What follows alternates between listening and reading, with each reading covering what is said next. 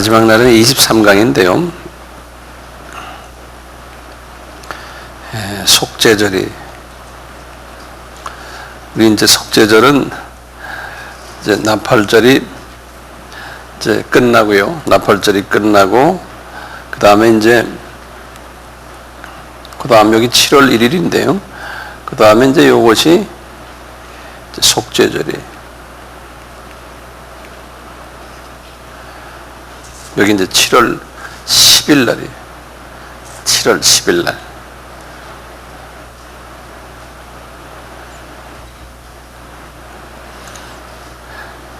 이제 나팔절 전에요. 이제 나팔절 이전에 제가 시간을 나팔절 1번 또 2번 두 번 드렸죠. 예. 실은 이 나팔절이 상당히 중요한 절기거든요. 요 전에 이제 이방인 추수 기간이죠. 예. 요 부분 기억나시죠? 제가 이제 나팔절을 현재 맞이하면서 속죄절에 들어가기 전에 이 나팔절과 관계되는 중요한 몇 가지 말씀을 좀 드릴 텐데요. 이제 나팔절 하면 이것이 뭐냐면 여기 이제 들림을 받는 것을 이제 나팔절 보거든요. 이 속죄절은 뭐냐면 속죄절은 예수님의 재림의 이제 지상 재림을 이제 속죄절로 보고 있어요. 들림 받고 이제 공중 혼인 잔치가 있고요. 그 다음에 이제 그 지상에는 이제 7년 환란이 있는데요. 7년 환란이 있고, 그리고 이제 예수님이 이제 지상으로 다시 재림하는 요 모습이거든요. 요것을 속죄절로 이제 보게 돼요. 요 보게 되는 이유가 뭐냐면요.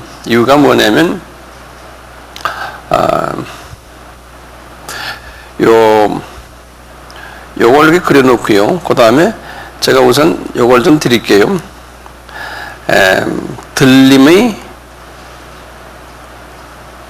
시나리오, 요렇게 좀 하나 제목을 붙이시고요. 들림 시나리오. 이건 좀 요율 좀 많이, 좀 넓게 요율 두세요. 또 별 좀 크게 그리세요. 네, 들림 시나리오를요. 제가 어떻게 그리시냐면, 이제 지금 우리가 여기 현재 이제 우리가 있는데요. 우리 언제 이런 들림이 일어날지 우리는 좀 모르거든요. 모르지만 뭐 앞으로 지난번에 우리가 봤을 때는 약 한 20년 25년 그 전에 이런 일들이 혹시 일어나지 않을까라고 이제 추측을 하는데요. 아직도 모르겠어요, 그것도요. 자, 보세요. 이제 언제 있다가 이제 들림이 있을 때, 여러 가지 일들이 일어나요. 첫째 이제 여기에 관한 성서 말씀을 먼저 좀 적어보세요. 들림 하면은, 성서에 최소한 세 곳에 이 들림에 관계되는 성서 구절이 있어요. 첫째는요, 이제 살전 데살로니가전서 4장 16절에서 17절의 말씀이에요. 데살로니가전서 4장 16절 17절이고요. 그 다음에 이제 마태복음 24장 31절이에요. 마태복음 24장 31절. 그 다음에 이제 세 번째는 고린도전서 15장 52절이. 요 세 성서 구절들을 기억해 두시길 바라고요. 그 중에 대표적인 것이 데살로니가전서 4장 16, 17절이. 데살로니가전서 4장 16, 17절인데, 이제 이 말씀에 의하면 어떻게 되어 있냐면요. 이 말씀에 의하면은, 예수님이 이제 공중에 이제 천사장들이 나팔 소리와 함께 오시는데, 예수님이 오실 때, 먼저 과거에 죽었던 분들, 첫째요. 하나하나 적어서 제가 여기 이제 장수가 없어서요. 첫째, 죽었던 분들 중에서, 첫째, 넘버원 쓰시고요. 첫째, 죽었던 크리스찬들 중에서 특별히 하나님이 이제 하나님의 사랑 안에 있었던 분들, 예컨대 이제 신실한 크리스찬들이에요. 신부격이 되는 아주 신실한 크리스찬들, 제가 볼 때는 한 10% 정도 되지 않을까 봐요. 전체 크리스찬 중에서. 이분들이 부활을 해요. 이분들이 부활을 해가지고, 그리고는 이제 공중에 들림을 받는 거예요. 여기요. 첫째 그룹이 그 그룹이에요. 스페셜 크리스찬들이에요. 예수님 전에, 예수님 십자가 돌아가셨을 때 부활하셨잖아요. 3일 후에. 그때 무덤에서 나와서 예수님과 같이 올라갔던 분들이 어떤 분들이었던가요? 구약 때 신실한, 제 생각에는 유대인들 같아요. 유대인 크리스찬들. 그 당시엔 크리스찬들이 아니겠죠. 예수님이 이분들에게 복음을 어떻게 전했어요? 음부에 내려가서, 음부가 두 가지 음부가 있다고 그랬죠. 유대인들이 있는 음부와 일반인들이 있는 음부. 그래서 그 음부에 내려가서 복음을 전하고, 거기에서 예수님의 자녀가 될 사람들이 구원받아서, 제 말 지금 아세요? 이거 이해되시죠? 예. 그래서 이제 이분들이 이미 구약의 사람들은 하나님이 유대인이나 또는 비유대인이나 하나님의 자녀들은 부활해서 이미 낙원에 갔어요? 천국에 갔어요? 낙원으로 갔어요. 예. 근데 이제 여기에 지금 들림받는 사람들은요, 신약 시대에 들어와서 들림받는 사람들 같아요. 신약 시대에 들어와서 이제 죽었다가 이제 이분들이 이제 들림을 받는 모양이에요. 살아서요. 죽은 사람들 중에서 특수한 하나님이 사랑하는 분들이 신부감들이요, 들림받고 올라가고요. 그 다음에 이제 살아있는 사람들, 지금 우리 이 당시에 예수님의 공중 재림 당시에 살아있는 사람들 중에서 특수한 그 사람들이 들림받는다고 그랬죠. 네, 요 분들이 이제 들림받고, 두 번째 그룹이에요. 첫 번째 그룹은 죽었던 사람들 중에서 일부가 들림받고, 들림이 아니고 부활해서 들림받고, 두 번째 그룹은 살아있는 성도들 중에서 신실한 성도들이 이제 들림받는다는 거예요. 이분들은 죽음을 경험하지 않는 분들이에요. 이분들은 죽음을 경험하지 않는 분들이에요. 아마 우리가 다 이제 그 속에 들어가면 얼마나 좋겠어요? 아멘? 예. 그 다음에 세 번째 그룹이 어떤 분들이냐면요, 세 번째 그룹은요, 이제 요 7년 환란이요. 요 두 그룹을 생각하세요. 네. 그리고는 이제 7년 환란이 지나가요. 7년 환란이 이제 3차 전쟁이라고 이제 일반적으로 보면 되겠죠. 이때요, 세 번째 그룹이 있어요. 세 번째 특수 그룹이요. 뭐냐면,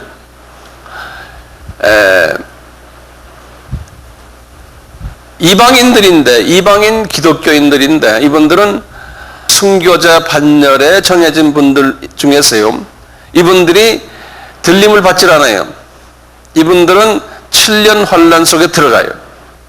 순교자 대열에 있는 분들이요. 들어가가지고 복음을 전하는 거예요. 7년 환란 때. 복음을 전하다가 그때 그러면서 이제 순교를 당하는 거예요. 이 그룹들이 있어요. 이 그룹들은 7년 환란이 끝나고요, 예수님께서 이제 재림에 내려오실 때 지상에 이분들이 부활을 해서 예수님과 만나요. 제가 세 번째 그룹 말씀드립니다. 다시요. 됐어요? 그 다음에 네 번째 그룹이요. 네 번째 그룹은 유대인 크리스천들이에요.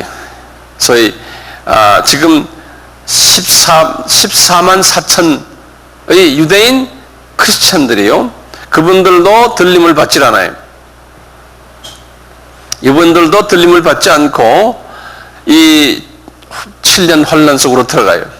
들어가서 이분들은 이 후삼년반 때 이제 유대인들을 완전히 복음화시키는 일, 유대인들이 이분들을 통해서 예수님을 알게 돼요. 그리고는 이분들이 제가 보기에는 또 순교를 당하는 것 같아요. 이분들이 이분들도 예수님이 재림에 오실 때, 7년 혼란이 이제 끝나고 재림에 내려오실 때 이분들도 부활해요. 이분들도 부활해요. 그러면 지금 몇 그룹이 됐어요? 4그룹이죠. 그렇죠? 이분들이 이제 천년 왕국 때 예수님이 이제 왕으로 계시면서 이분들이 천년왕국 때 지도자 그룹으로 이제 변모하는 거예요. 예수님을 모시고. 근데 이 천년왕국 때를 내가 이제 다음 시간에 말씀드리겠지만, 이 천년왕국은 그때 들어가면 사람들이 1000년씩 사는 거고요. 그리고 지금의 모든 이 정치의 지도자들, 나라 지도자들, 이런 지도자들이 다 이제 하야하고, 우리 하나님께서 지금 여기 들림 받았던 이 크리스찬 지도자들이 각 나라와 이제 지역의 이제 지도자들이 되는 것 같아요. 예수님을 모시고서. 그러니까 이 중에도 이제 도지사나 또는 국가 원수가 될 사람들도 분명히 있을 거예요. 예? 누가 아멘 했어요? 예. 우리 최준도사가 아멘 했네. 손 들고 그러면 아마 될 거예요. 예. 우리 딴 분들은 그런 생각 없으세요? 양보하시면 뭐 괜찮고. 그리고는 이제 나중에 이제 이분들이 이제 신천신지로 들어갔어요. 거기에서 또 이제 영원한 세계에서 이제 지도자 그룹이 되는 거예요. 그러니까 지금 우리 이제 딴 분들은 다 잊어버리고 지금 우리가 문제예요. 지금 우리가 살아있을 때 예수님이 오신다고 가정을 할 때 지금 우리가 어떻게 살아야 되겠어요? 이 그룹에 들어가려면. 뻔하죠? 첫째, 우상을 섬기지 말아야 돼. 예. 그러니까 이 세속화되지 말아야 되는 거예요. 우상을 섬기지 말아야 돼. 그리고 예수님을 사랑하시고 우리 산상수훈에서 말씀드린 복 있는 자의 그 삶을 이제 살아야 될 것 같아요. 그래서 복 있는 자라 그러면 그냥 복 있는 자가 아니고요. 거기 보면 너희들은 이 세상에 소금이 되어라. 그 다음에 빛이 되어라. 너희들은 먼저 그 나라와 그 의를 구해라. 이게 뭡니까? 전부 다예요. 다 전도자가 되라는 거예요. 그리스도의 성품을 닮아서 전도자가 되라는 거예요. 그 소리죠? 그렇죠? 예. 간단하죠? 예수의 성품을 닮아서 소금과 빛이 되어라. 그 소리죠. 그런 사람은 예? 들림을 받게 하고 높이 계시겠다는 거예요. 그런 사람은요. 그런데 전도자가 되는데 거기에 문제점이 있다는 걸 6장에서 뭐라고 그랬어요? 우리 산상수훈에서 나팔을 불면서 자기 영광을 위해서 하는 경우가 다분히 많다는 거예요. 그러니까 이런 부분을 우리 스스로를 점검하고는 나부터 시작을 해서요. 이것을 우리가 잘 지혜롭게 해야 되는 거예요. 예. 그래서 예수 때문에 더 유명해지고 예수 때문에 더 돈을 더 많이 벌고 예수 때문에 더 명예가 더 많이 커지고 이렇게 되면 좀 위험도가 없지 않아 있다는 거예요. 여기에 대해서 동의하세요? 아멘. 예, 이래서 쉽지가 않은 거예요. 예, 쉽지가 않은 거예요. 그러니까 팔복에서 나오는 말씀을 그대로 순종을 하면은 이제 이런 부분을 우리가 해결할 수가 있어요. 결론적으로는 뭐냐면 팔복의 제일 마지막에 뭐였어요? 예수 때문에 핍박을 받는다는 거예요. 그러니까 예수 믿고 잘 되시오 하는 것은 영적으로 잘 되는 건 좋지만 육적으로 잘 되시오 하는 것은 일반 성도들 이야기예요. 그렇죠? 예, 그렇지만 이렇게 들림받고 지도자 계급은 예수 믿으면 믿을수록 더 핍박이 따라오게 되는 거예요. 이 복음 전하는 일 때문에 핍박이 오는 거예요. 핍박이라는 게 꼭 뭐 이제 욕도 먹지만요. 자기의 물질도 손해보고 모든 부분에서 시간도 손해보고 어떤 때는 뭐 사람들에게 욕도 먹고 오해도 받고 이제 이렇게 된다는 거예요. 예. 그거 잊지 마세요. 이 들림 시나리오 4그룹 잊지 마세요. 이 4그룹 잊지 마세요. 그런데요, 이 들림 받는 자들이요, 들림 받는 자들이 어떤 분인가 할 때 여러 가지 이제 그 사람에 대해서 나오는 우리 팔복이를 잘 지키는 분들도 되고요. 그다음에 복음을 잘 전하라는 입장에서는요. 마태복음 24장에서 그 들림 받는 사람들의 들림 받는 사람들의 7가지의 그 형태가 있었어요. 혹시 기억나세요? 마태복음 24장의 31절부터 보면은 그랬어요. 처음에는 노아의 때와 같다. 그래서 노아의 때 하면은 에녹 같은 사람이 하나님과 동거했던 사람이에요. 이런 사람. 두 번째 비율은 뭐가 있었냐면 한번 마태복음 24장을 잠깐 보실래요? 24장 37절부터 보세요. 들림 받는 사람의 모습들이 거기 나와요. 37절에 보면 성경에서 줄을 딱 꺼놓으세요. 노아의 때와 같다. 이렇게 딱 적어 놓으시고요. 거기다 줄을 딱 꺼 놓으시고, 이제, 인자 이맘도 그러하니라, 이제 하시고는 에녹 같은 사람, 이렇게 적어 놓으세요. 에녹이 들림 받은 사람의 예표 아닙니까? 에녹 같은 사람. 그 다음에 이제 40절에 보시면, 그때 두 사람이 밭에 있으며 하나는 데려감을 당하고 하나는 버려둠을 당하더라. 여기 보면 밭에 있는 두 사람, 이제 복음 농사를 짓는데도 두 가지의 크리스찬이 있다는 거예요. 그 다음에 이제 41절에요. 두 여자가 매를 갈고 있는데 하나는 데려감을 당하고 하나는 버려둠을 당하더라. 그러는 거예요. 여자는 또 크리스찬들이거든요. 크리스찬들인데 매를 가는 건 우리가 그 열매를 찧어서 빵을 만드는 거 아니에요? 그래서 빵을 만드는 과정 속에서 영적 빵이에요. 거기 보면 두 가지의 크리스찬이 있다는 거예요. 이렇게 갈라지는 거예요. 그리고 45절부터 보면 또 지금 하나, 둘, 셋, 네 번째 비유예요. 충성되고 지혜 있는 종이 되어 주인에게서 그 집 사람들을 맡아 때를 따라 양식을 나눠줄 자가 누구뇨? 주인이 올 때 그렇게 하는 것을 보면 그 종이 복이 있는 종이라는 거예요. 그러면 들림 받는데 어떤 종이냐면 때를 따라서 양식을 나눠주는 자예요. 전도죠. 선교죠. 그렇죠? 이것을 잘하는 자예요. 그 다음에 이제 25장에 들어가서요. 열처녀의 비유를 드는 거예요. 같은 처녀인데 공중 혼인잔치 10절에 보면 혼인잔치에 들어가고 문이 닫히고 들어간 사람들이 있고 못 들어간 사람이 있다는 거예요. 다시 말하면 기름을 준비했느냐 안 했느냐에 따라 차이가 난다는 거예요. 모든 사람은 다 등을 가지고 있는데 우리 크리스찬들은 다 등을 가지고 있거든요. 어둠을 비칠 줄 아는 그런 방법을 다 아는 도구를 다 가지고 있어요. 근데 실제로 어둠을 비추느냐 안 비추느냐는 기름이 있느냐 없느냐. 기름을 우리가 보통 뭐라 그래요? 성령의 기름 부으심을 받았느냐 안 받았느냐. 네. 거기에 차이가 있다는 거죠. 그 다음에 이제 14절부터 보면은 쭉에서 보면은 탈란트 비유예요. 그래서 30절까지 쭉 보면요. 이 탈란트 비유를 보면은 우리 누가 다 탈란트를 가지고 있어요. 하나님이 어떤 사람은 5탈란트, 2탈란트, 1탈란트 했는데 그 탈란트를 잘 사용하지 않고 탈란트를 가지고 그냥 묻어뒀다는 거예요. 사용한 사람은 하나님께서 들림을 받게 하고 마지막 때의 기독교인이거든요. 사용하지 않은 사람과의 차이점을 거기다 말씀드리고요. 그 다음에 마지막에 7번째 비유가 염소와 양과 염소의 비유예요. 양은 어떤 분이냐면 35절 36절에 보면 그랬어요. 이제 예수님이 내가 줄일 때 너희가 먹을 것을 주었고 목마를 때 마시게 하였고 나그네 되었을 때 영접하였고 벗었을 때 옷을 입혔고 병들었을 때 돌아보았고 옥에 갇혔을 때 와서 보았느니라. 이제 이런 사람들 양이라는 거. 이런 사람들이요.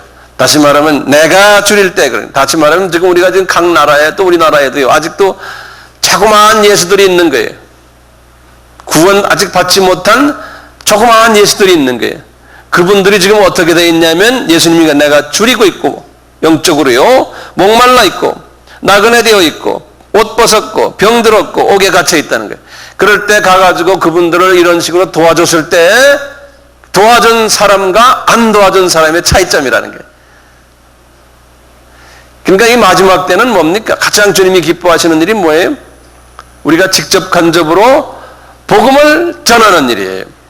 이 마지막 추수에 참석을 하고 있느냐 아니느냐 여기에서 쫙 갈라진다는 거예요. 들림 받느냐 안 받느냐, 이 마지막 때 성도들은요. 그런데 우리가 산상수훈에서 말했듯이 이것도 얼만큼 예수의 마음을 가지고 하느냐. 그랬잖아요. 산상수훈에서 7장의 마지막에 너희들이 내 이름으로 선지자 노릇하고 귀신도 쫓아내고 능력도 발휘했지만 내가 네가 누군지를 모르겠다 그랬잖아요. 그러니까 동기가 분명해야 되는 거예요. 예? 그것을 우리가 잘 잊지 마세요. 그래서 산상수훈이 중요하다는 거예요. 그대로 우리가 사느냐 안 사느냐. 예. 그러니까 많은 사람들이 소위 주님이 기뻐하지 않는 그러한 방법으로 신앙생활을 하고 전도하고 선교하고 한다는 거예요. 많은 사람들이 주님께서 그러셨거든요. 그러니까 우리가 거기에 들어가면 안 되겠죠. 그렇죠? 예. 이 속죄절은요, 속죄절은 어떤 일이 있냐면요, 우리 레위기 16장에 있는데 그거 열어볼 필요 없어요. 제가 이제 그림을 그릴 테니까요. 이제 그 성서 그림을 하나 좀 그려보세요. 이렇게 간단하게요. 여기가 이제 지성소고, 그 다음에 이제 성소요. 이렇게 그림을 좀 그려보세요. 이제 레위기 16장에 있는 말씀인데요. 제가 그냥 말씀하시는 걸 하나는 그냥 내가 말하는 걸 적어보세요. 유대인들의 달력의 7월 1일이에요. 유대인들의 민력이 아니고 성력의 7월 1일이에요. 7월 1일 날 되면요, 이제 제사장들이 나팔을 불어요. 나팔을 불면은 이 유대인들이 광야 이제 그 40년 광야 생활 할 때예요. 그 광야 생활 하다가 나팔을 불면 다 모여요. 이 성소 앞에 약 한 200만 명이 되니까 엄청난 숫자가 모일 거 아니에요? 나팔을 불면은 다 모이는 거예요. 모이는 이유가 뭐냐면, 성력의 7월 1일이 밀력의 몇 월 며칠이에요? 기억나세요? 밀력의 1월 1일이에요. 잊지 마세요. 1월 1일이에요. 그러니까 이분들은, 유대인들은 두 번 우리가 음력과 양력을 세듯이요, 이분들도 두 번을 새해를 세요. 그래서 7월 1일이 되면요, 성력이에요. 이분들이 과거에 자기네가 지켰던 밀력의 1월 1일로 생각하는 거예요. 그렇죠. 밀력의 1월 1일이거든요. 그래서 이때 이분들이 나팔을 불어가지고요, 전부 다 모여요. 모여가지고 뭐 하냐면 한 해 동안 지은 죄를 하나님 앞에 회개를 해요. 나팔절이 이제 그런 의미가 있어요. 죄를 회개를 해요. 죄를 회개를 이제 7월 1일에 다 모였지 않습니까? 그래가지고 이제 2일, 3일, 4일, 5일, 6일, 7일, 8일, 9일까지, 8일까지 7일 동안 그냥 회개를 해요. 회개를 하고는 이제 9일 날 되면 완전히 이제 새롭게 이제 점검을 자기 자신을 하고요. 이제 10일 날 되면은 제사장이 이분들의 죄를 안고서요, 이 지성소로 들어가요. 10일 되는 날에. 그래서 그날을 7월 10일이 무슨 절이라고 그랬어요? 속죄절이라 그러는 거예요. 그날을 속죄절이라 그러는 거예요. 자, 그럴 때요, 이렇게 나팔을 불고 이제 다 모였을 때 여기에 염소 2마리, 염소 이렇게 좀 그려 놓으세요. 염소 2마리를 갖다 놓고, 이 성소 앞에요, 제사장이요. 그 다음에 소 1마리를 갖다 놔요. 소가 하여튼 이상하게 생겼다. 이건 소예요, 소. 이건 돼지 꼬리네, 소 꼬리. 이렇게. 이게 이제 소. 염소 2마리하고 소 1마리를 딱 갖다 놔요.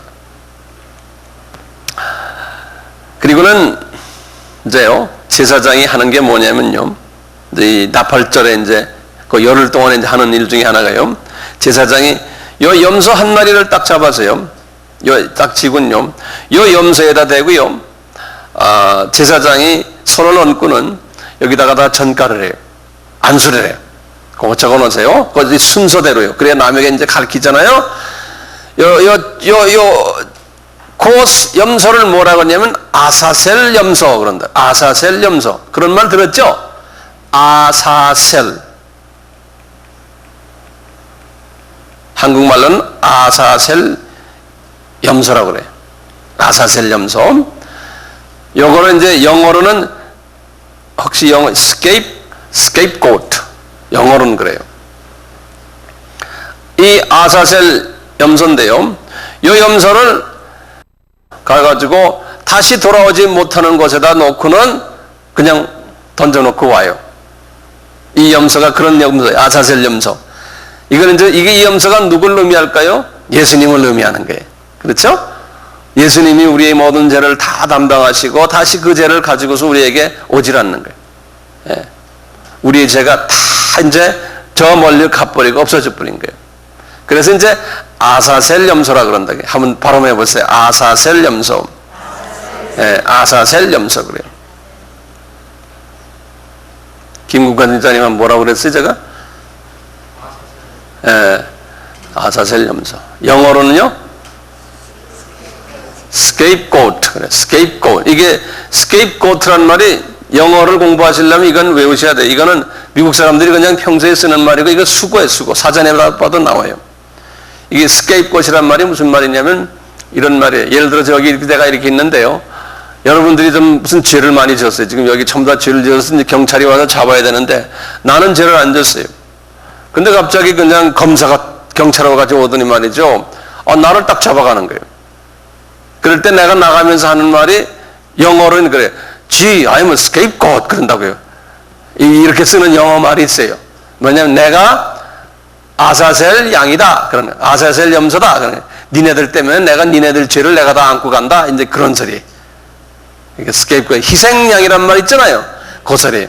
희생양, 희생염소. 영어에 그대로 나오는 말이에요. 영어 미국 사람들이 그냥 이걸 평소에 쓰는 말들이. 예수 믿든 안 믿든요. 네. 자, 그 다음에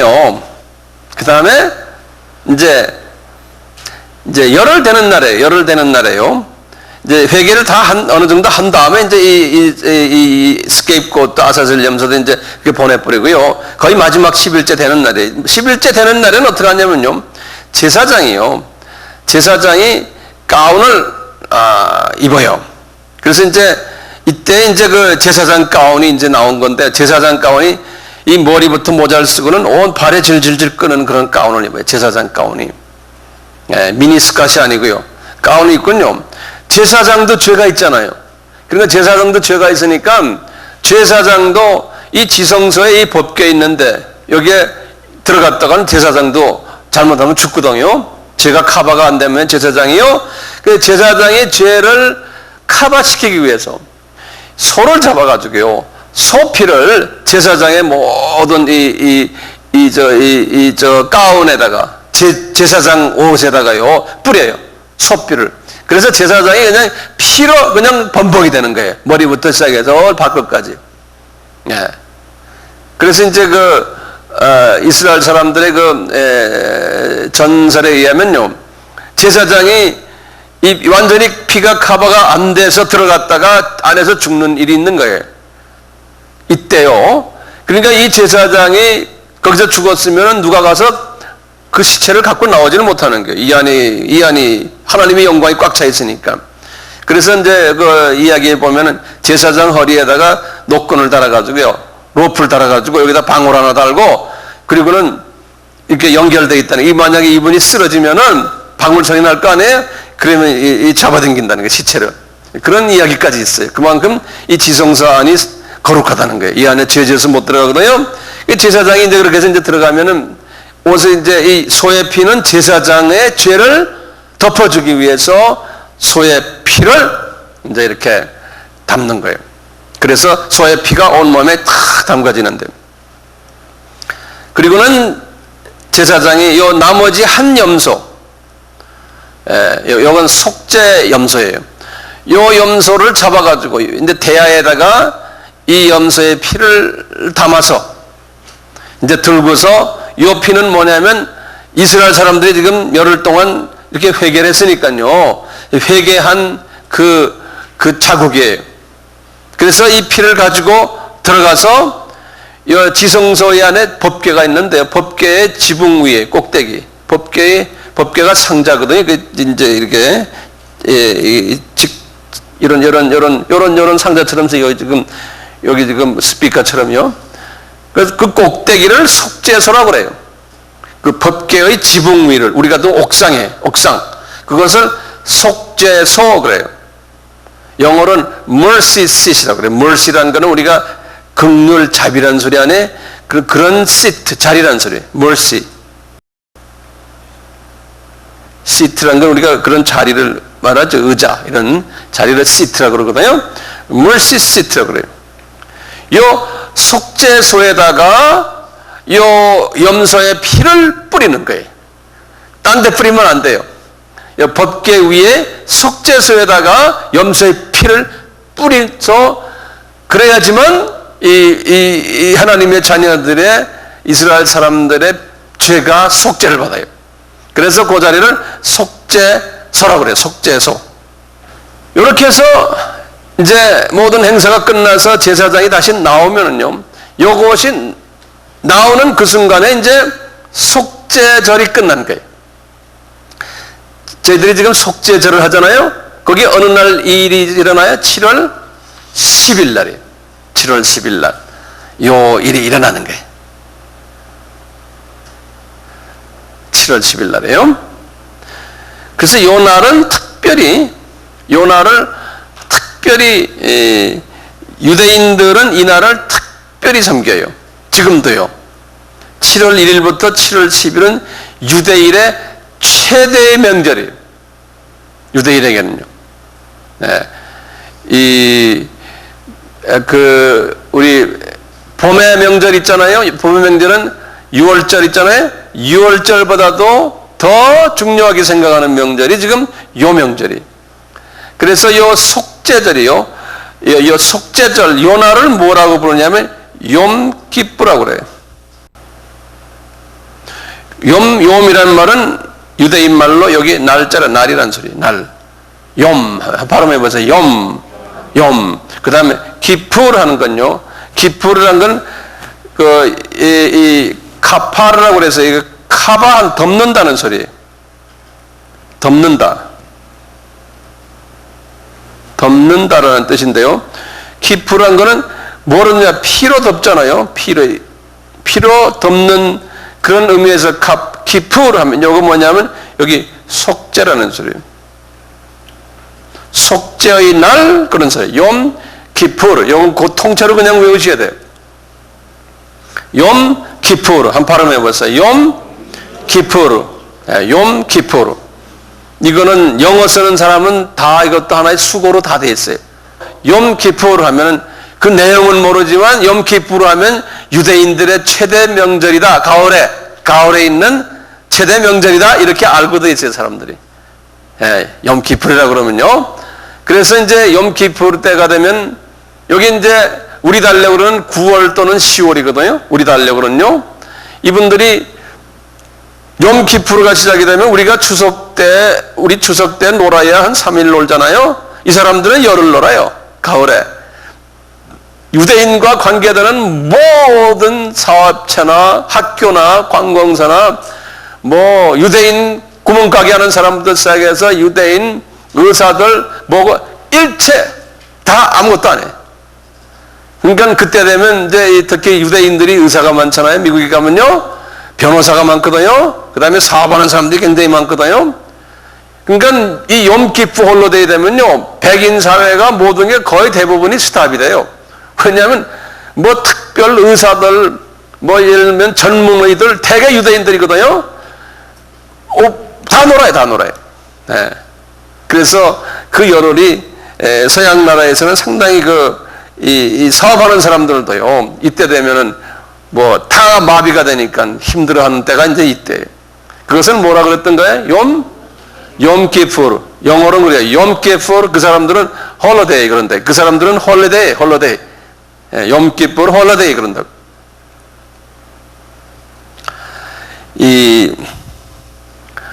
지금 이스라엘 나라도 그렇거든요. 이스라엘 나라도 이 염키푸가 되면요, 열흘 동안은 아무것도 안 해요. 나라가 완전히 그냥 모든 게 다 스탑이 돼버리거든요. 그것을 아랍 사람들이 알군요. 아랍 사람들이 1973년에 염키푸르 요거를 계기로 해가지고 이스라엘을 공격을 했어요.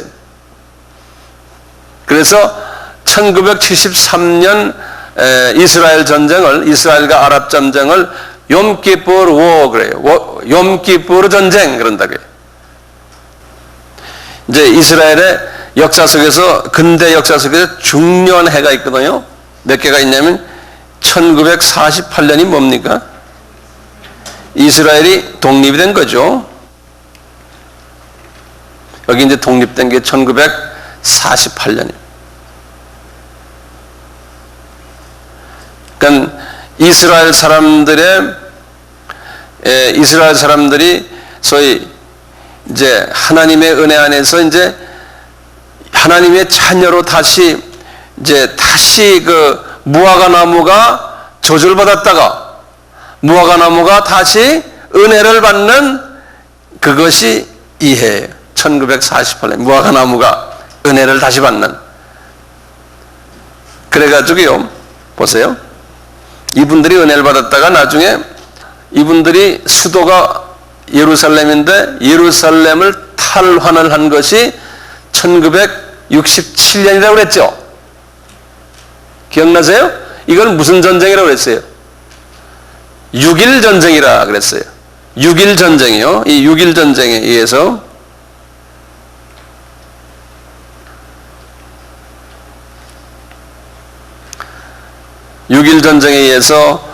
이분들이 정말 AD 70년에 잊어버렸던 예루살렘을 1967년에 탈환을 했어요. 하나님의 은혜를 1948년에 받았지만 실제로 이분들이 새롭게 자기네의 고향으로 돌아오는 것이 1967년이에요. 1967년이에요. 그러다가 이제 어느 때인지는 모르지만요, 이제 우리가 이제 염키푸르가 있어요.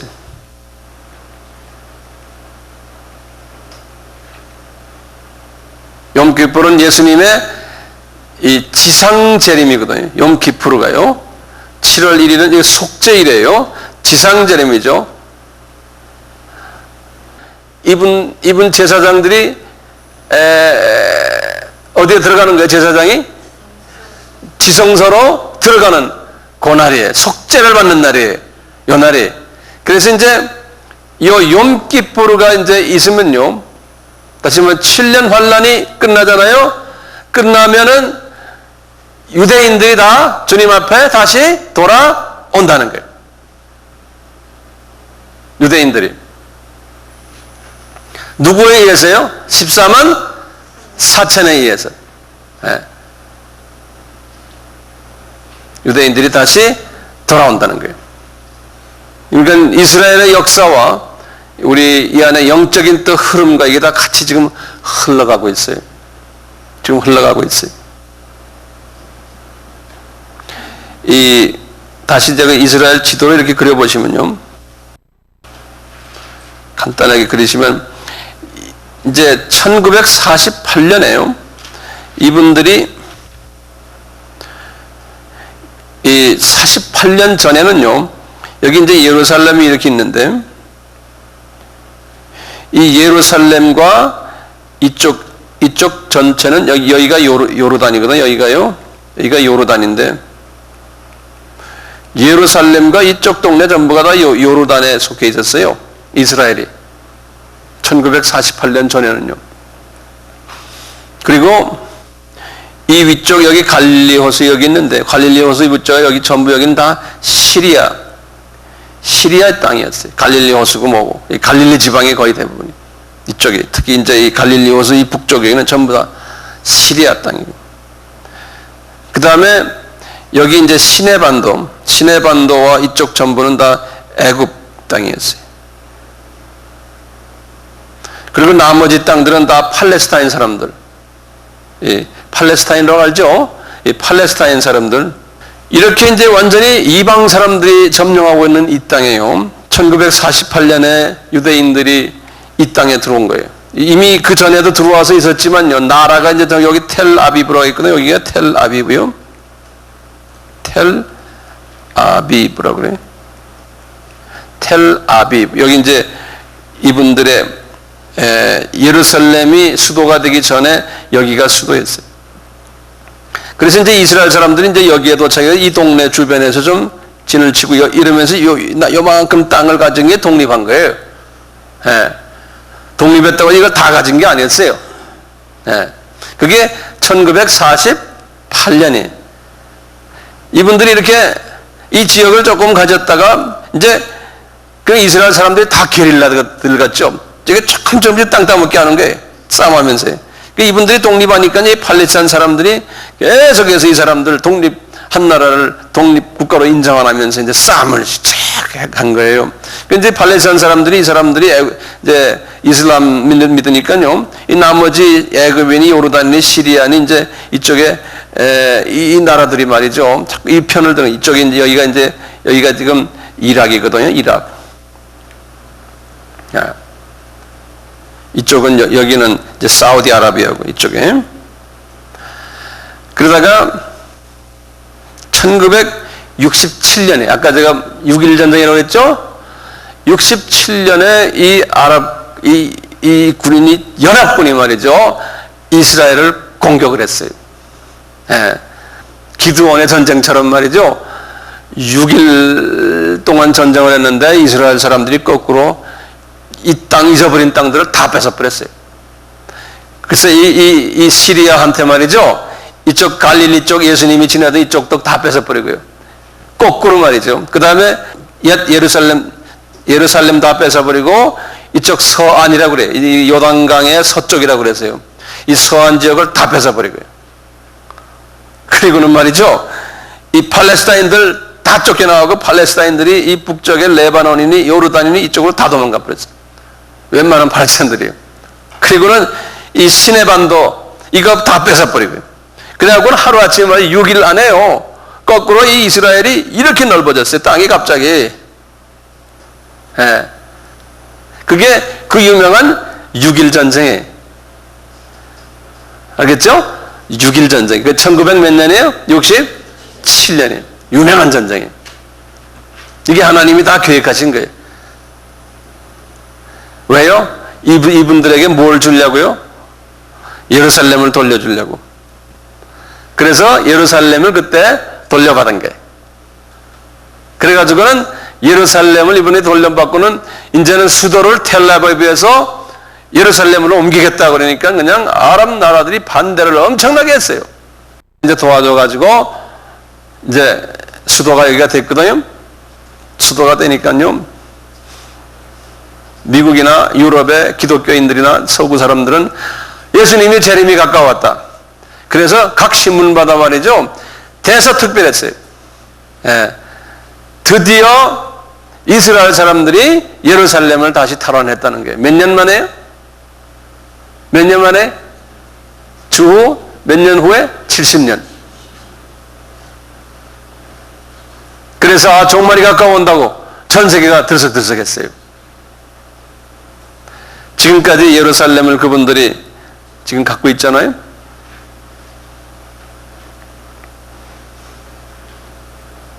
그래서 이제 이스라엘 사람들이 이 6.1 전쟁을 통해 가지고 예루살렘을 이제 다시 재탈환하고요.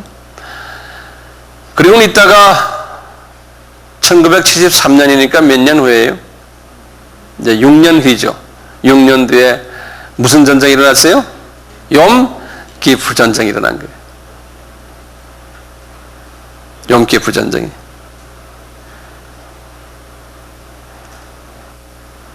그때 이스라엘 사람들이 엄청난 어려움을 당했어요. 그러니까 사람을 묶어놓고 때리는 거랑 마찬가지예요. 용기부 때 자기네가 전장을 못하니까요. 나중에 이제 카터 대통령 때요. 이제 하나님이 이제 다시 이스라엘 사람들과 이제 관계 속에서 이제 예수님의 재림 전에 일어날 징조 중에 하나가 이스라엘 나라가 이제 주변 나라들과 평화 조약을 맺으리라 그랬거든요. 그래서 그 일들을 지금 시작하는데요. 이미 하나님이 카터 대통령 때요. 이 애굽하고 평화 조약을 맺을 때 이 시내 반도요. 이 시내 반도를 다시 애굽에 돌려줘 버렸어요. 그래서 그 후에 이제 지금 시내 반도가 지금 애굽 땅이 됐어요. 다시요. 그리고는 이쪽에 이 서안 지역을 요르단에서 돌려달라는 말을 하질 않아요. 그래서 그건 놔두는데 지금 문제는 뭐냐면 이 시리아. 나중에 이제 요르단과도 이제 평화조약을 맺고요. 이 시리아는 뭐냐면 이 북쪽에 요거를 골란 고원이라고 그러거든요. 이 지역을요. 이 지역을 골란 고원이라고 그래요. 우리 같으면 백두산 같이 높은 지역이 이 동네가. 그래서 군사적으로 여기에 딱 올랐으면은 이스라엘 전체가 한눈으로 내려다 보이는 전략적으로 굉장히 중요한 지역이 이 동네가. 그래서 이제 이스라엘 사람들 보고 너희와 우리가 평화조약을 맺으려면 이 지역을 내놔라 다시. 그래서 협상이 거의 지금 어느 정도 진척되고 있어요. 그러면 이제 시리아와도 이제 평화조약을 맺고 나중에 가서 이제 이락과도 이제 이락이 이제 미국 지배하에 들어갔으니까 평화조약 맺고요. 이제 평화조약이 아마 곧 일어날 것 같아요. 근데 팔레스타인과 평화조약을 하다가 중간에 지금 이렇게 싸움이 났잖아요. 이제 언젠가는 팔레스타인과 평화조약을 꼭 할 거예요. 이미 거의 준비가 다 됐죠. 예. 이것만 봐도 이제 예수님의 그 재림이 상당히 가까이 왔다라고 우리가 볼 수가 있어요. 요 하나만 봐도요. 여기가 이제 다시 휴거예요.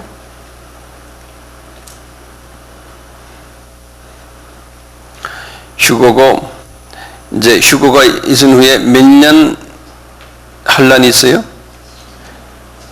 이제 7년 환란이 있어요.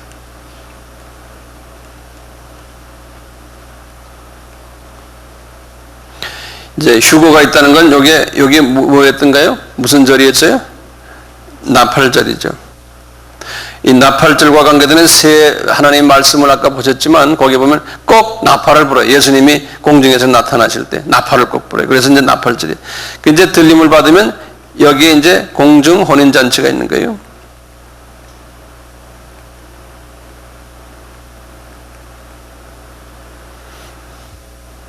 이제 예수님의 신부들이 여기 올라가는 거예요.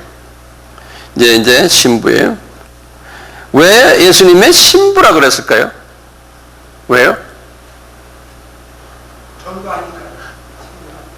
왜 전도하니까 그래요?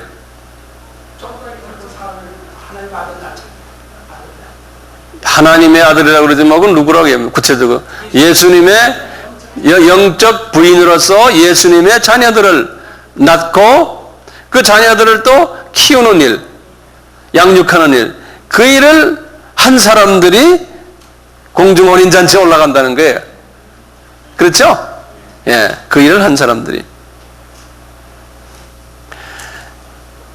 예, 순교당하는 사람들도 밑에서 지금 그 일을 하고 있잖아요.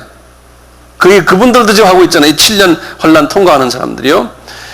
그러니까 문제는 이게 마지막 때 크리스천들, 지금 우리가 만약에 우리가 살고 있는 동안에 예수님이 오신다 그러면요, 들림 받은 사람은 좋지만 안 받는 사람은 상당히 나쁜 때 지금 태어났어요. 왜냐하면 이 환란을 통과해야 돼. 예. 왜 하나님이 이렇게 이런 좋은 기회를 주실까요? 왜냐하면 이 마지막 때 크리스천들은 마지막 추수를 하는 임무를 받은 사람들이거든요. 근데 이 일에 동참을 잘하는 사람은 이런 특권을 받고, 장례식이 필요 없는 사람들이에요. 그 사람들은 육신이 죽지 않기 때문에, 예, 이런 특권을 받는 사람들이, 요 사람들은, 예. 지금 우리가 지금 그 세대에 살고 있는 거예요. 그러니까 정신을 바짝 차리고요, 들림을 받으셔야 돼. 안 그러면 이 동네 이 빨간 지금 글자는 이쪽으로 이제 지나가게 된다는 거예요. 예. 자, 이 공중에 공중에 나타난 걸요. 이건 신학적인 용어인데 이거 파루시아 그래요. 이건 예수님이 공중에 나타나신 공중 재림을 파루시아 그런다고요. 그래서 이제 좀 고상한 말을 이렇게 쓸 필요가 있겠죠. 파루시아 그런다고요. 예수님께 기도할 때도 예수님 파루시아 하실 때 이렇게 말하면 이놈 봐라 문자 쓴다 이제 그러시죠. 이게 헬라 말이에요. 헬라 말. 예, 이렇게요. 파루시아라고 그래요. 근데 이제 이렇게 7년 있다가 내려오잖아요. 내려와서 이것을 이제 속죄절에다가 이것을 이제 지상 재림이라 그런다고요.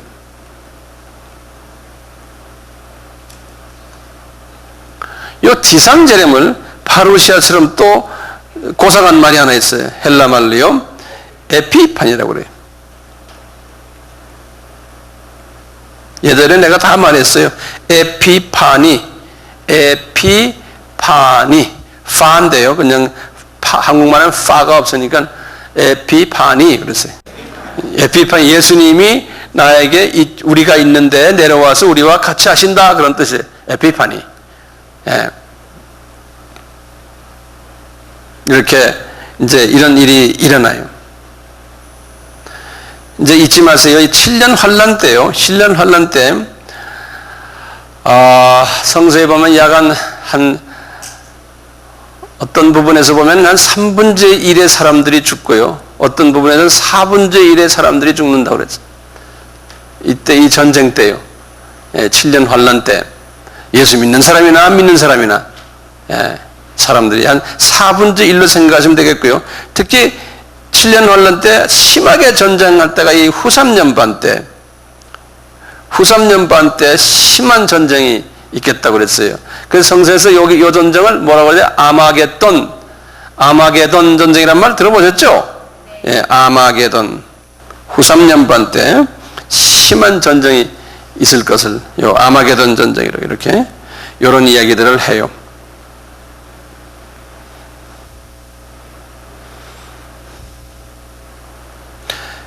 그런데요, 이제 예수님께서 이렇게 에피파니로요, 이 지상에 내려오실 때 어떤 네 가지 사람, 좋은 크리스찬들을 만난다고 그랬어요? 다시 한번 보면, 처음에 부활하고 들림받아서 올라간 분들, 두 번째, 들림받아서 올라간 분들, 세 번째, 7년 환란 때 순교자 대열에서 복음을 전하다가 순교당한 사람들이 다시 부활해서 만나는 거예요. 예수님과요. 그 다음에 14만 4천 유대인들도 유대인 복음을 전하다가 죽었다가 다시 부활해서 예수님을 만나는 거예요. 요때다. 요 에피파니 때. 그래갖고 요 네 그룹이 천년왕국 때 예수님을 따라 지도자 계급으로 예수님의 신실한 종들이 된다는 거예요. 요분들이. 이거 기억하세요? 예. 그 다음에 중요한 게 하나가 있어요. 그 다음에 중요한 게 하나가 뭐냐면요. 계시록 20장을 보세요.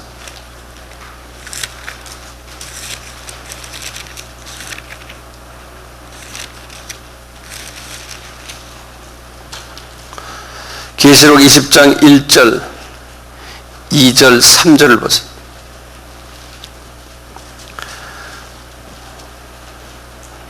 다 읽었어요? 다 읽었어요? 네. 또 내가 보매 천사가 무저갱 열쇠와 큰 쇠사슬을 그 손에 가지고 하늘로서 내려와서 용을 잡으니 곧 옛 뱀이요 마귀요 사단이라 잡아 1000년 동안 결박하여 무저갱에 던져 잠그고 그 위에 임봉하여 1000년이 차도록 다시는 만국을 미혹하지 못하게 하였다가 그 후에는 반드시 잠깐 놓이리라. 그 다음에 보세요.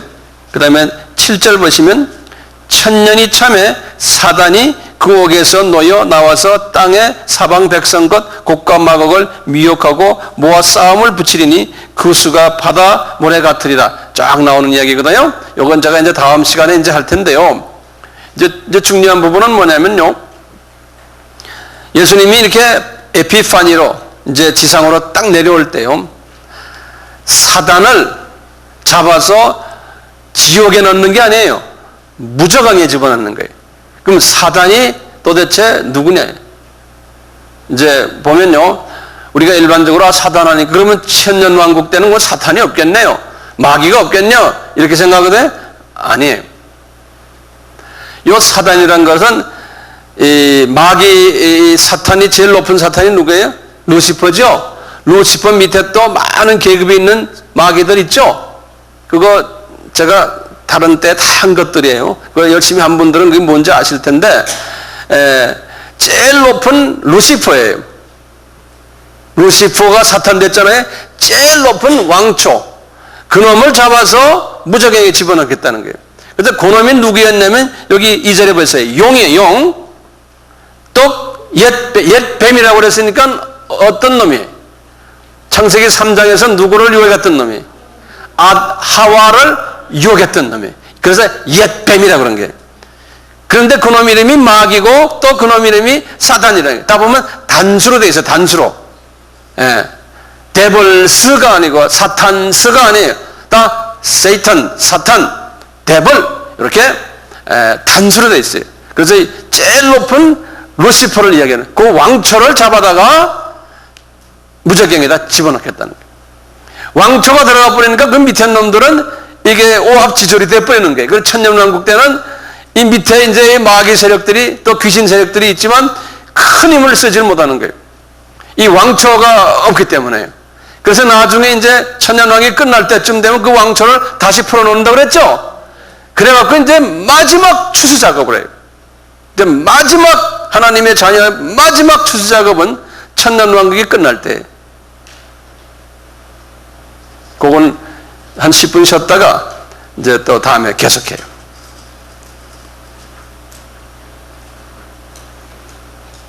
제가 지금 이 시간에는 속죄절을 제가 이렇게 대강 이렇게 정리해 드렸어요. 속죄절. 욤 뭐라고 그랬어요? 욤 기쁘르. 욤 기쁘르. 잊지 마세요.